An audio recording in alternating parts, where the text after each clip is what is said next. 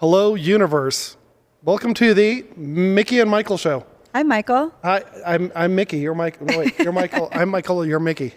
The M&M show. Yes. And who are you, Mickey? Could you introduce yourself quickly? I am Mickey Haley. I am a strategic alliance manager with Jabra, focused on the Microsoft partnership in North America. And where do you live? I am based out of Northern California. What's the best part about Northern California?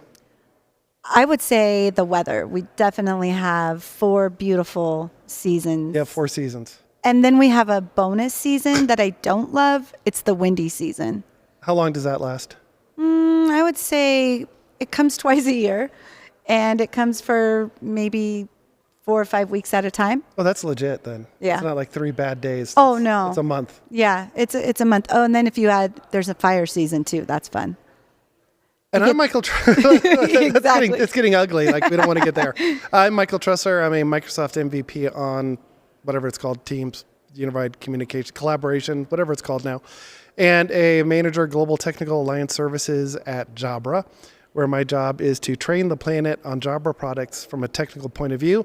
But we're not going to probably talk Jabra at all after this. Like, this intro, who we are. And We we're just ready happen go. to work together. Correct.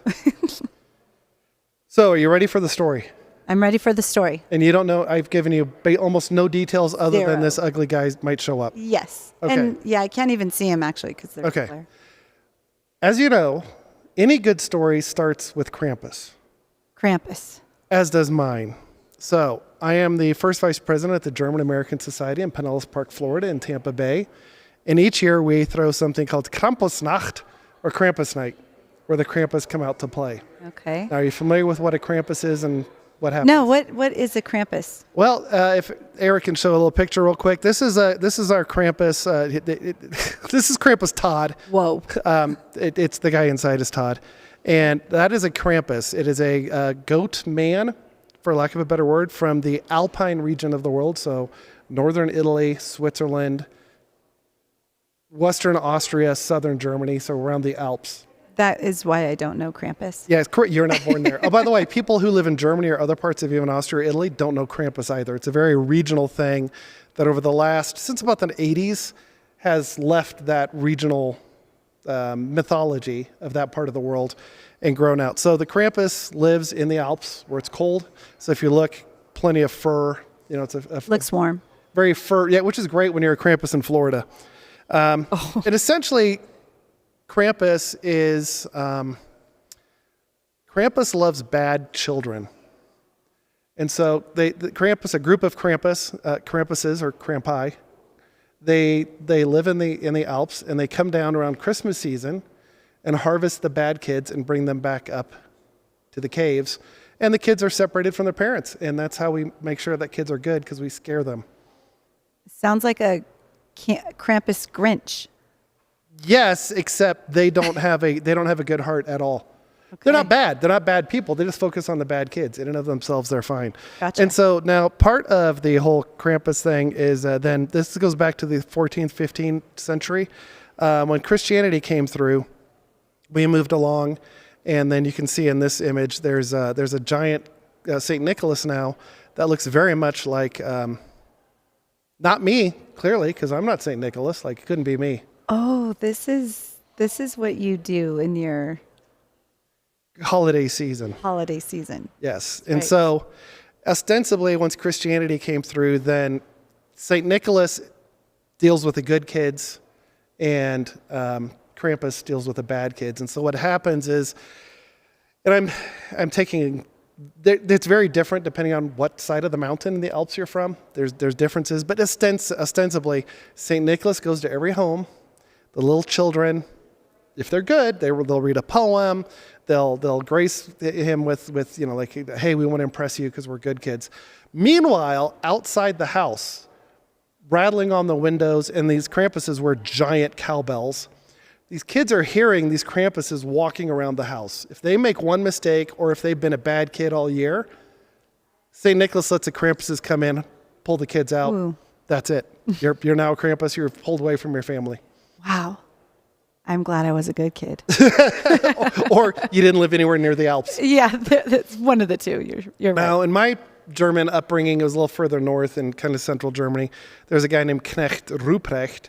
And the deal there is St. Nicholas and Knecht Ruprecht show up, and St. Nicholas, or correct, I forget the details, he has a bag with switches, so branches. And if you've been bad, he reaches into his bag, there's branches, and he beats you.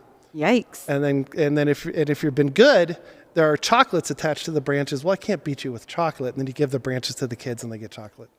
So there's a whole grim fairy tale thing in Europe, and especially Germany, about if you're bad, we're going to kill you. Oh, I even told you about Frau Perchte. Frau Perchte is a witch in I think it's more of a Tyrolean area, where she disembowels you and replaces your guts with straw. Oh, goodness.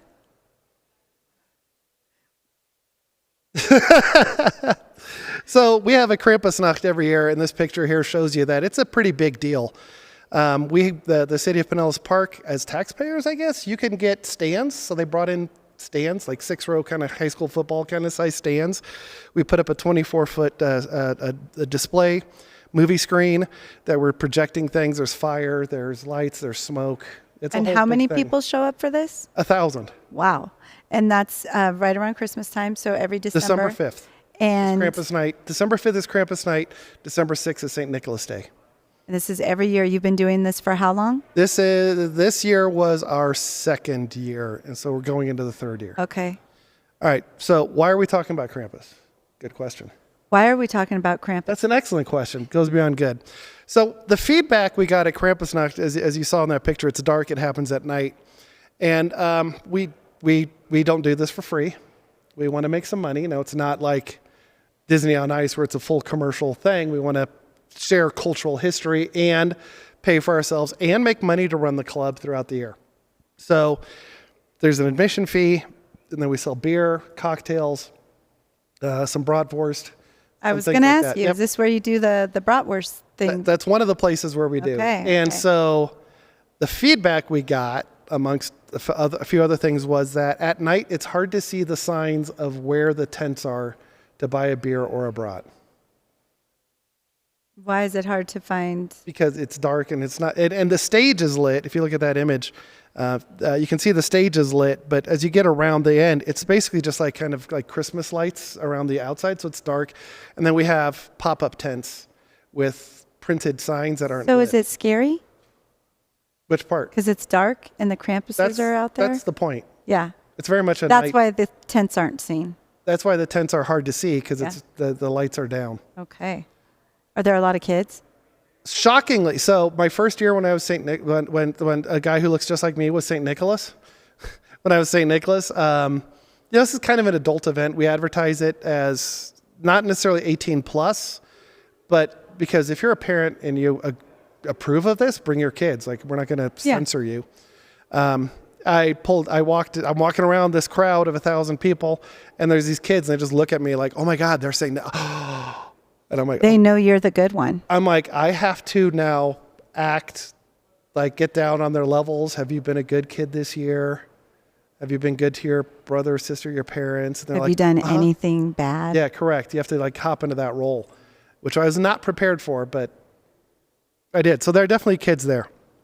So I took it upon myself to start a project to create LED lights that we can hang on the tents that will say like beer, sausage, cocktails, so you can read them at night. And I was very ambitious, and I was like, we're going to make these big signs. How many? And what size are they? Well, that's all still a work in progress. Okay. How many? About, I think we looked for maybe making 10, because other ones would be like directions to the restrooms, like restrooms in an arrow. Oh, good idea. It wouldn't just be, or water or exit or whatever. So I think we're roughly 10. I didn't fully understand the sizing when I did all this, but I didn't know what I'm doing. Like, I'm not a maker.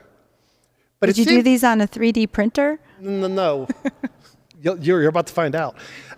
So I didn't know what I was doing, and I knew there was electronics. And then ultimately, we want to build a thing in a case with a 3D printed case, probably, that we can hang. And there's electrical and on-off switches and all this. Now, can you buy these? Yes. $300, Amazon, they're tomorI Oh, you mean you can buy them, the signs. not the ones you created. You can buy these signs but on you want Amazon your own. pre-made, correct. Yeah. And I started the pricing up the pieces and parts. I'm like, it's like $100 a piece. Well, you're going to just make them yourself then. Yeah. And how hard can it be? It's a display.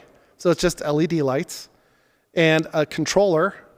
And I'm going to connect it to Home Assistant. Doesn't matter what that is, but I'm going to connect it to that. And then I can push updates. Easy peasy. How hard can this be? So since I don't know what I'm doing, I then did talk to Copilot. And here's a partial list of what Copilot recommended I buy. And I did a lot of talking to Copilot. Like, this wasn't just like 2 minutes. I want to build a sign. No, I want to connect it to Home Assistant. I want it to be wireless. I want to have on-off switches. So when you're prompting Copilot, are you giving it a paragraph, a few sentences to really... Paragraphs, and then it turns into like what we're doing now, a conversation. And it's like, oh, look at this. Here's 3 things you could do. And they'd be like, oh, tell me more about number 2. Yes. And it tells you more about number 2. Yes. And you're like, that sucks. I think or it asks number 1. you, I could also guide you into the next prompt, basically. Yep. So we did that, and we came up with this parts list, which was, initially around $300. So I'm like, okay, Copilot, I trust you. I'm going to go to Amazon. I never purchased anything from AliExpress before, kind of the Chinese marketplace. That's where these LED panels are inexpensive. You can buy them here in the States, but they're $20-$30 less, including shipping to get them from China because global economy. I don't know why. So I ordered all this stuff, and then I went over to my buddy Brandon's house. And here's the first sign is on this image. This is how the LED panels showed up from China. Oh, that doesn't look good. That it's broken, it's opened up. Now, fortunately, jumping ahead, the LED boards Is that why were not it's broken. $30 cheaper? It's missing $30 worth of the parts from the package. They didn't bother packaging it. But you can see kind of here's the back of an LED panel, and then it came with some cables and things. We'll move along. It's less interesting. We then went. So my buddy Brandon, who he and I are very. So we do all the AV at the club. He is much more physical. So he knows electrical wiring. He has the 3D printer. He makes it. He's like the maker guy, and I'm much more of a software guy. Yeah. We both do IT things. He's the head of IT for a local government in the Tampa Bay area. So we both meet at IT. You're both doers, but you do. Mine's more like once we get the hardware going, I'll figure out the software. Yeah. That's perfect. I'm not an electrician, so like I got all these pieces and parts. How do you connect? What's the lead? How does this connect to that? Do we have to ground? How do we connect it to power? How do we do You guys are a perfect match. Do we need to crimp this? Like, what do we use to crimp? Like, I bought all the Copilot stuff, and I would take it to his house, and he's like, I have all that. I'm like, but that's not the point. I want to have you teach me how to do this, then I'll go home and knock out the other 9 at home. Right? Yeah. So teach me how to do all this, and at the end, I'll be better off. So here we are looking at the workbench. Did Copilot steer you in the right way with your order? Well, we'll get there. Okay. So this is day 1 at his house. We kind of have some lights lit up on these panels. Here, look, there's a bunch of green. That's a bad image. And we never could, and here's a picture of Brandon, and we never could get these things to act right. So we got lights and power. We absolutely used, at this point, I made a point. We're going to use Copilot all the way through. So there's this thing called Arduino IDE. It's what you program it in. So come to find out, you have to write software to control these things. Oh, that's where you come in. You don't in. just plug it in, and there's software on the thing you plug in, and then you go, say hello, and it shows hello. That's what the $300 ones get you. They get you that they already have that software built. Gotcha. The $100 ones, you get to build the software. So it's like, okay, so the electronics was trivial because one, he knows what he's doing, and then he was just pulling things. And then I bought this thing called the ESP32 Trinity module. How do you remember this? Because I've been working on this for Because you've been working on 9 other ones. The hashtag spoiler alert, it took 5 months. I'm 5 months in. Oof. Yeah. And so the ESP32 Trinity module has Wi-Fi built in. So that's why I can then, which one of my requirements was I don't want to have to like connect a USB cable or connect a keyboard and type in. I want to be able to send something wirelessly across. And so this ESP, what was I even talking about? Why did I even bring that up? Anyway, there's the ESP32 Trinity module, and the ESP32 is this very low-end computer, super low-end, like the computer that can like maybe run your watch. Was it also $30 cheaper? No, I had bought that. It was like $79, a $79 thing, and it plugs in. And so day one was an electronic success, but a software programming failure. So we move along, and so I take it home. I take the whole kit home. I'm like, okay, I'm going to take it home. I'll work on it because we're on the software side now. He showed me how, like, take it home, connect this. Well, okay, got it. Took it home. This Arduino IDE that you use to write the program to put on the ESP32 Trinity, and the ESP32 Trinity then talks to the LED panel, tells it which lights to light up. When I sent my first, send the program now to the ESP32 Trinity, my computer crashed. Of course, isn't that the way some things go? And I built the computer. It had been rock solid for 6 months. No crashes. I'm like, okay, whatever. And the way this connects this is super low end, like old school serial cable type stuff from like the 60s, 70s. So this is nothing crazy. I'm like, okay, reboot, send the thing again, crash. Third time, crash. Like, So then I'm talking to,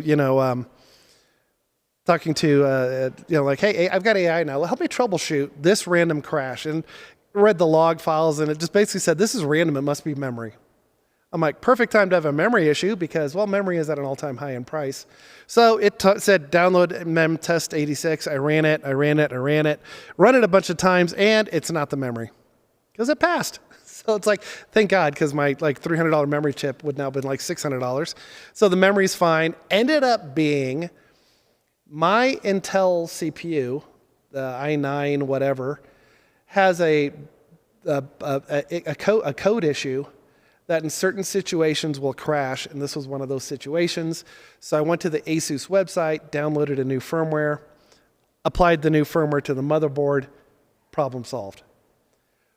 And how did you get the information to know that's what it was? I was talking at this point with Claude.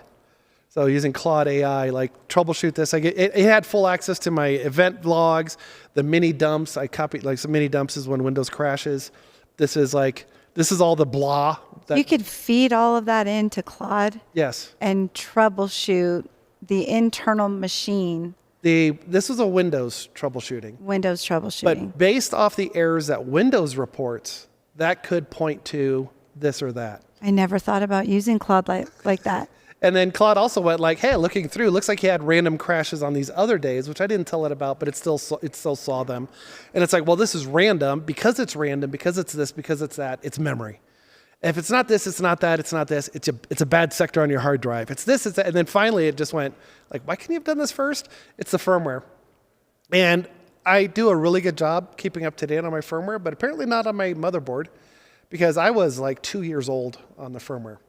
So I installed it, everything worked, and I was back off to the races. Let's see, any interesting pictures here? No. So that was it. So I'm at home now, and I've got this up and running. And look, that says hi. It does? Yeah. Oh, that one says hi as well. Oh, I don't see that. Can't you see it? No. Yeah. Well, this one says hi also. Okay. Yeah, and then this one says hi. Can you get the idea? These are all pictures taken that I was sharing then with Copilot. I think at this point I may have switched to Claude because my whole point was I'm only going to use Copilot. Right. Only going to use Copilot. But then when Microsoft added Anthropic into Copilot, I'm like, I can now legally use Claude even though it was not in the Copilot interface. So these are pictures you take and you share it with Claude. And you're like, this is what I'm getting. If I turn my head sideways, I can see the word hi maybe on the left side going that way. If you squint. But that's not what we want. And so these are all the pictures I took and updated and sent into Claude. This is what's going on. So this is the second batch of LED panels. The ones, Copilot didn't steer me wrong, aside from the fact that Copilot didn't give me all the info, but it's also true that I didn't know to ask certain questions about these LED panels. There's a thing called, and you don't need to remember this, quarter scan, eighth scan, and 16th scan. Thank goodness I don't need to remember that. Don't worry about 5P and 10P either. So I initially, because these were supposed to be out at night, I got 10P, and that's 10 millimeters between the center of the pixels. 5P is 5 millimeters. I'm not storing that in my No. memory bank. Don't wipe that immediately. It's gone. It's already gone. 5P is 5 millimeters between whatever, and then quarter scan is a quarter of the rows are lit at any given time, so 4 of them, and then they go dark, and then it loads the next 4. Eighth scan is a light, 8 of them, and then 16th scan will do 16 of them. There's issues, there's pros and cons of each one. Apparently quarter scan sucks. Reading on the internet and Reddit and everything, everybody, even the guy who wrote the ESP32 Trinity, he's like, it'll work with some quarter scans, but not reliably. That little detail was missed. So I bought the first ones from AliExpress, then I bought another batch, and I asked Copilot like 19 ways from Sunday, what does that term even mean? It just means you asked it every which way that's possible. From Sunday. From Sunday to Sunday. And then I bought new panels. They were also quarter scan. These are the new panels. And Claude basically said, you can't do it. You're going to need to get like a Raspberry Pi to control these and not that ESP32 Trinity. I'm like, oh. What's the Raspberry Pi going to do? It has different libraries that can talk to quarter scan. It's a real thing? Yeah, Raspberry Pi. Oh, not PIE. Sorry. A Raspberry Pi. You know the ESP32 Trinity? Oh, I think our producer Eric's going to go grab one. You know how I said ESP32 is a super, super tiny computer? See, I thought you were making a joke all along about Raspberry Pi. Here comes a Raspberry Pi. That's a Raspberry Pi. That's a full computer. Oh my goodness. How would I ever even know that? Yeah, it's a full computer. No, there's network ports. I don't know if that one's got a video port on it. USB, so it could be used USB. That's the fan to keep the CPU cool. Where does it get its name from? I don't know where it got its name from. We should ask Copilot. We should. Eric should ask Copilot while we're doing this and then feed it into my ear and I can repeat. So it was like, use a Raspberry Pi. Now this thing is roughly twice the size. So the ESP32 Trinity is roughly half of this. It's also not very light. Are you saying this thing's going to have to go on your panel? Well, this is heavier because this is the heat sink. Okay. Right, so there's a fan and a heat sink so it doesn't melt itself. Got it. So this is heavier and it's more powerful than that ESP32 Trinity. Is this the same type of heat sink that's on one of those said little cameras Yes, that we know about? correct. Because it looks like exact it. same concept. Okay, cool.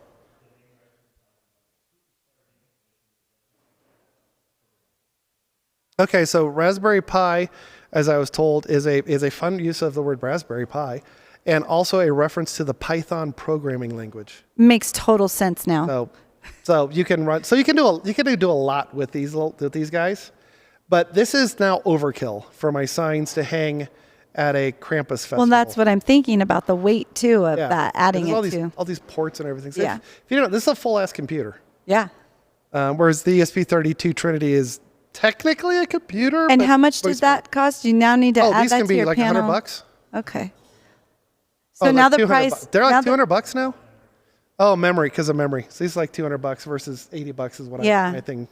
So now the price of your sign, if you have to use the Raspberry Pi, has just gone up another couple $100. And if you look at this image, if you look at the very left, this is the ESP32 Trinity. So the blue and the red, with the cable, that is the controller. That the computer talks to that, then that tells the board which pixels to turn on at which color at what time. Wow. So you can then see words. Here is again the word hi. This is the next day. This is a day later. Here's the word hi. Look at this. Oh, there's a bunch of red. That's starting to look like a video game. Isn't it? Except I'm not trying to make a video game. Right. And then, so this is where it was trying to do, like Claude was okay, let's break this down scientifically. Let me make them all red. Yes, they're all red. Great. Let me make just the corners or partially red. I'm like, nah, I got some mess all over the place. Like pass. And that's where Claude said, you're going to have to go with the Raspberry Pi because the libraries that are for that ESP32 Trinity, they're just not robust enough. You're going to have to do something else. So I bought my third set of panels. Oh boy. We're way over $300 now. And how many weeks in are we now? This is now where this was on. I purchased them on April 27th. So this is a week ago. Okay. I purchased them. And it was starting to come panic time because I knew I was going to do this podcast. I want there to be a success. but we're a week ago, and you saw this. It doesn't say anything. Not even high. Not even high. So I bought the same. Well, I thought they were the exact same panels, but they arrived and they're different. From a place called Gilbert Engineering. Just found them on the internet. They seem like nice people. Hi, Gilbert. And then Amazon. And it's the same board manufacturer, the same things. And the key difference is there's two. We dropped down from 8P to 5P. Now, the problem is with 5P and 10P, they're easier to see at night because they're brighter. So as you drop the Ps, they become sharper because the pixels are closer. So like on a TV, when the pixels are super close, you can't even see the gap. The 5Ps are, they're not as great at night, but you can totally make them work. And so I got 5Ps with 16th. So remember I said quarter scan? So this is 16 scan. So I got 5P with 16 scan. I got it connected. And then, oh wait, where am I? Oh, I went back. Okay, so I went back to show you the thing. So I got it connected, and I got this. You got Hello World. No, I got red. Oh. I'm like, this is my third panel. I got a bunch of red. Like, what the hell? There's got to be something small happening. I forgot to apply power to the actual board. So this is residual power from the ESP32 going to the board. So you're getting light. But it wasn't enough to actually drive the board. Once I connected the board in, I got Hello World for the first time. This freaking sign works. Oh my God, did you feel like you won the lottery? Yes, and then that night we had our family call and nobody in the family cared. I'm like, hey, I got my board working. And they're like, wait, what? Why? For Krampus? Okay. So-and-so's ill. I'm like, okay. And they wonder why I don't talk.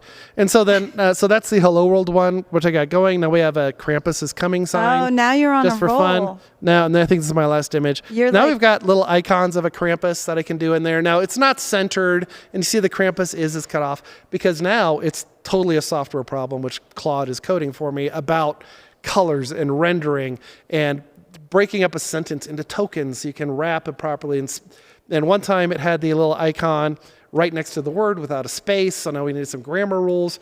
So now it's like it's the software side. So now I'm not done, but at least we have a thing. You're cooking with gas. We're cooking with gas. So what we'll probably end up doing is you can daisy chain two or three or four or five or six of these together. To make a bigger sign, a longer sign, a taller sign, whatever. Correct. Message board kind with of larger text. Gotcha. So now we're gonna go back to Brandon's. From 5 months later, we're heading back to Brandon's house. We're gonna chain him together because he's got the 3D printer. He's gonna help because because the way we've been powering these on and off is like literally just cut the power, not a power switch. But this is meant for an average person. They can take him, hang him on the tent. We can then go to our server, send commands. The other thing about having the server, why I wanted it wireless, is during the day, the signs have to be brighter. Then we can say at dusk, dim the brightness by 25% so it's not too bright.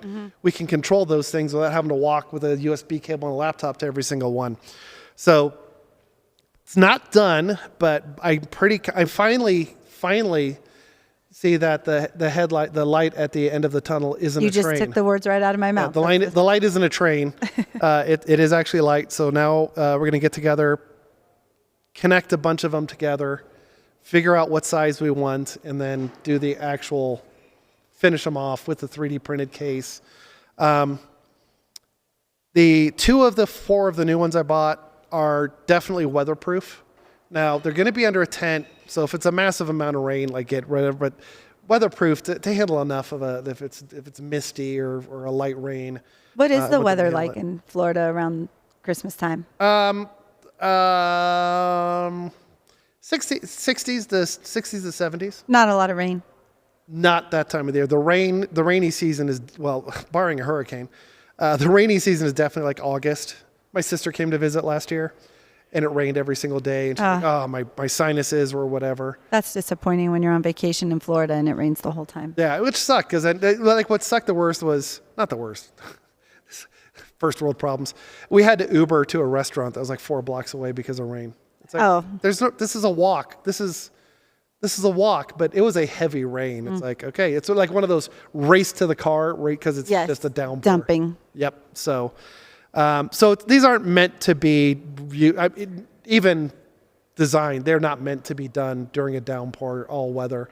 So they may not be as weatherproof, like for soft weather, like soft rain. Yeah. But they'll be good enough. So that's my story about how every good story starts with Krampus. I love it. So where are we at with this now? You've got how many left to go? So I've got You're one in the sign. software stage. Yeah, so I got 4 of these signs. I'll probably then buy. There's 2 models of the same one. I haven't tried the other one to make sure it works, but I like the one model the best. I think that was from the Gilbert Engineering one, and there's reasons.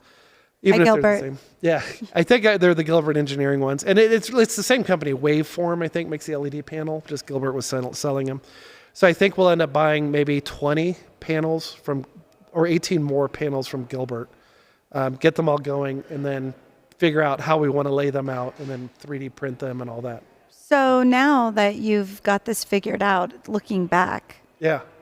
would you have gone down this road with your Krampus signs, or would you have ordered them for $300 on Amazon already ready to go? That's a very good question. It's way better than it should be, because this has been very frustrating. Yeah. It's taken a lot of time. Time I mean, I had to consuming. spend 3 hours and an overnight memory test fixing my computer, which had 0 problems except when compiling software. See, I'm It's kind like- of like from the mindset of, okay, I'm going to try to save $100, but do I want to save the $100 or do I want to Just be done with it. just be done with it? I don't Right. have the time or the patience to go through all of those steps And then to find out. and the troubleshooting. So our little ESP32 Trinity module has some pre-made text layout things, but they're only meant for like tickers. So like you could have it in your office and see stock prices go by. None of them have all these brightness, colors, icons, imagery that I want to do. Because I asked Claude, isn't there some GitHub? Isn't there some free software you can just download at this point? And it's like, for a sign like what you're trying to do at an event and a festival, no, we're going to have to carry on. Because I'm like, it's a lot of trial and error with Claude as well about like, hey, this doesn't look right. This isn't right. So it's like, okay, can't we just take something like that? I can't be the first person to do this. Apparently I am. To do it beyond just basic text. Yeah, that's with where this my module. wheels are turning here. So I'm like, okay, this was an experiment of Yeah. something that you really wanted to utilize and build yourself. Yep. And then put out in these tents for this use case. But has it evolved into something more that once you get it all ironed out and figured out, that could become Oh, it's not going a to. little side hustle It'll for you? never be a business side hustle, but Claude said, hey, if we get this right, let's just share it on GitHub for other people who might want to do this. For the other 2 people in the world that are like, I want to make a, and the thing is, we're creating like every feature.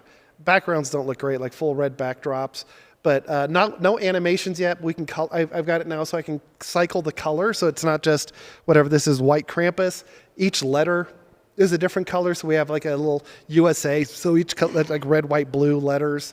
Some animation typing, so the letters pop up like a typewriter. So is this the same technology? I might have just had a squirrel moment, but is this the same technology where like around the corner from our house there is a magnificent Christmas display, All right. Disney.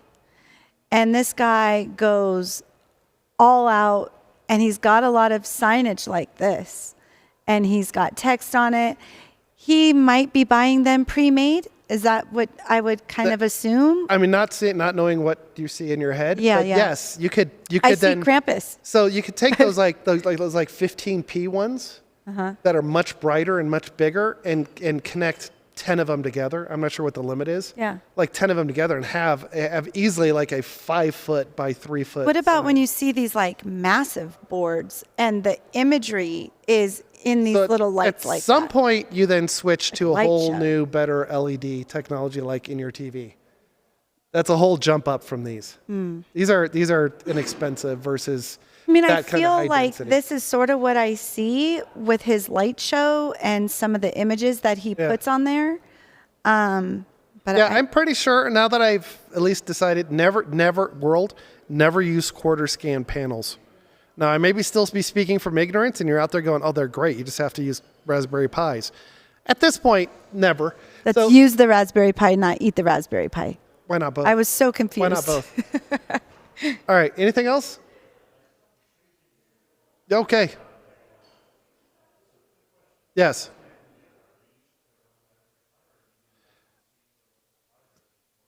So I have a picture of this. Each one of the panels has two, let's call jumper connections. Let's find the back image of one. Here we go.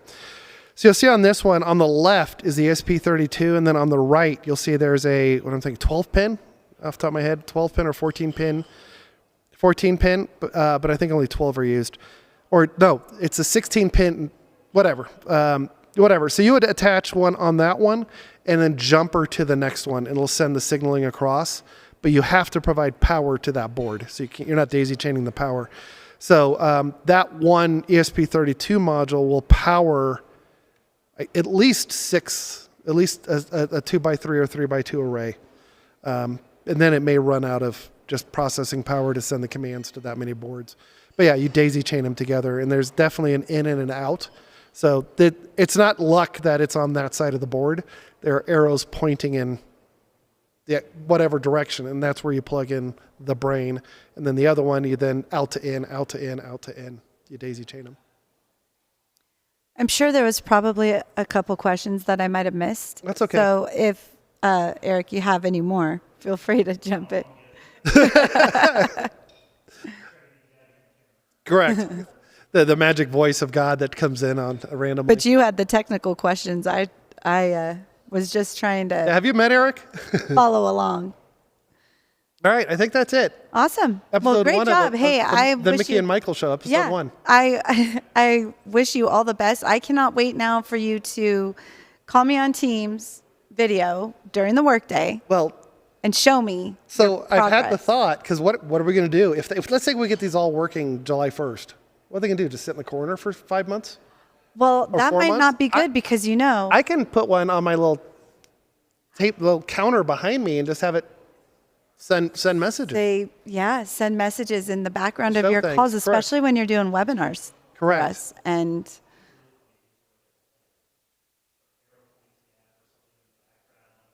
yeah, that No, could be fun. if I did it right, I could have a little cartoon bubble thing just coming out of my mouth. How about Clippy? Or if I'm confused, like have question marks. Yeah, I love that. And you got a little. Can you control that on the fly? So I know I was going to wrap up, but so that was the next thing. Is come to find out the way these things work is you push air quotes a firmware to it every single time, and so in testing it's like push high, whole new code. Push a low, whole new code. I'm like, whoa, wait a second. I thought I could just push words to it and it'll just show it. I have to compile software every time, have this sketch and create a firmware and push it every single time. Like, even if I get this working, this is a pain in the ass. How do those $300 signs do it? Well, now that we've gotten through here, there is a whole way that you can just push.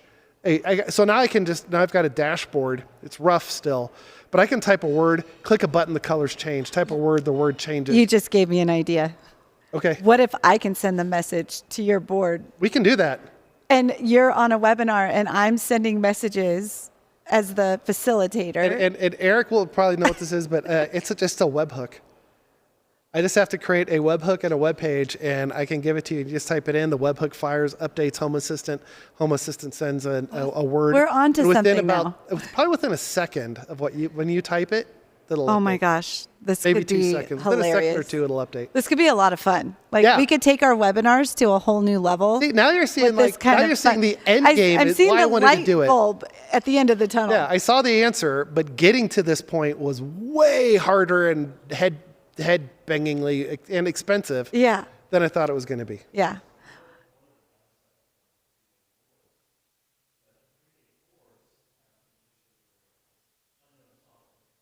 Well, I mean, it's not connecting to the internet really. So I mean, do I know the software? Because Claude's written the whole thing, but at least I could look at the source code. So there is one difference. And it's all being done through the Arduino IDE. So I see it all on my screen, and then click the compile button, and then it sends it to the board. So there's nothing, yeah. So Yeah. there is that, I can look and audit everything that's happening, Yeah. at least on the software Well, side. thanks for educating me Yep. on this. And thanks for telling me I didn't have to keep some of that stuff in my memory No, bank. just you do want to memory bank Krampus. That's a fun one. I've got Krampus in the memory Okay. bank, so I appreciate the story behind it. Now I know more about your St. Nicholas costume. Allegedly. Yeah, the guy that looks like you. Yes. That's pretty tall also. Yeah, also very so there's tall. a very ironic comparison Speaks there. German Yeah. and English and those things. Okay, so the Mickey and Michael Show episode 1. Yeah. Thanks for having All me. right. Thanks a lot. Thanks for producing, Eric, and go Comsource. Awesome.